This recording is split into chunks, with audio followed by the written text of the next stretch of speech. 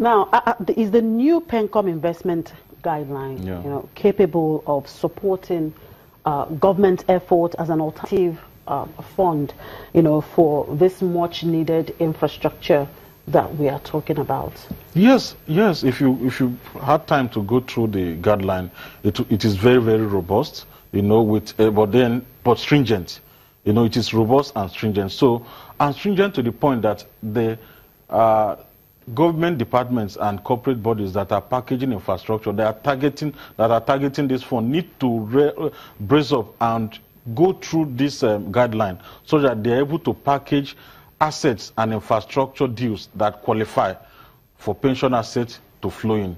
Only doing that, because right now the challenge is supply. The money is available, but supply of those assets and infrastructure transactions that qualify for this fund to be deployed is still very, very scarce in the market. And that is why a larger percentage of investment, pension asset is still going to treasury bill, and that is a challenge and crowding out other sources of investment. And like I said, currently it's only about 20 states in Nigeria that have passed the pension contributory pension scheme. So if you see that we still have about 16 states to go to pass. And even some of them that have passed have not even started implementing or contributing.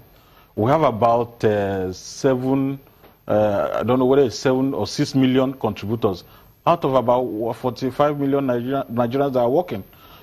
So a lot of work needs to be done such that we can encourage voluntary contribution and also bring inclusiveness, so that people that are not in this web, I talk about 45 million market, contributors, potential contributors, now we're doing 6. So you find out that the 7 trillion we're talking about is just a tip of the iceberg. So a lot of regulation and a lot of monitoring need to happen for us to bring in more money, bring in more contributors. Only by doing that can we be able to have the type of fund that we will hope that if we package infrastructure deals very well, we have enough money to finance them through pension. Aside from the challenge that you have just mentioned, what other major concerns are there in the pension sector? There are a lot of concerns, especially in line with the global realities. Like I said, the Nigerian pension industry have come to stay, holding a lot of promise. Sitting at the Lagos Chamber of Commerce and Industry, we see a lot of foreign investors looking at this, to cherry pick, especially the lower ones in the third tier, put investment and even to buy. So we're expecting mergers and acquisition to happen in this industry very soon. So these are concerns, and the operators need to live to this reality.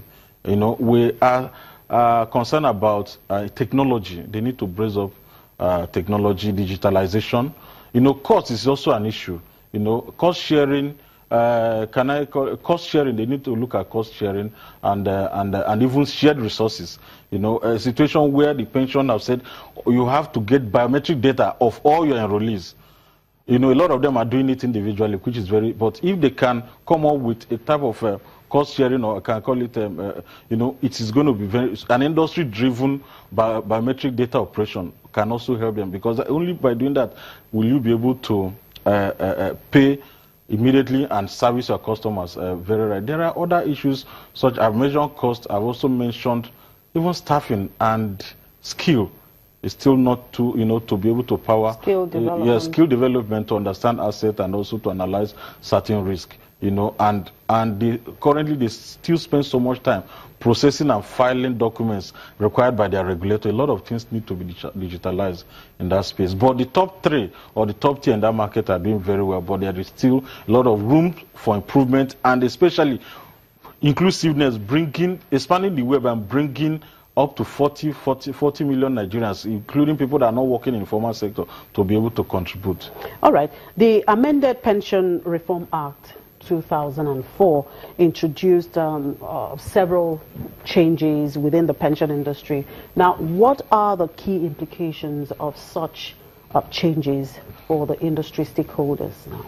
Well, there are a lot of key indicators or changes. One of the changes is that finally an enrollee or a contributor can use his savings in the pension savings as a part payment or an equity for his mortgage.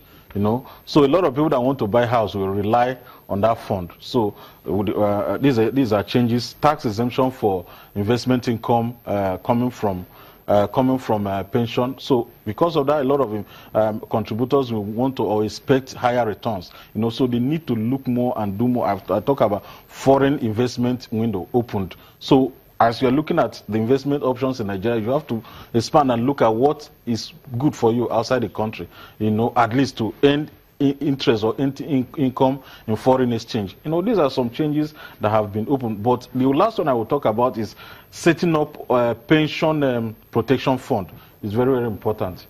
You know, maybe I cut it off from this point. Thank you very much. I'm sure you understand what our time means to us. Thank you very much, Mr. Vincent Nwani, for coming on the show.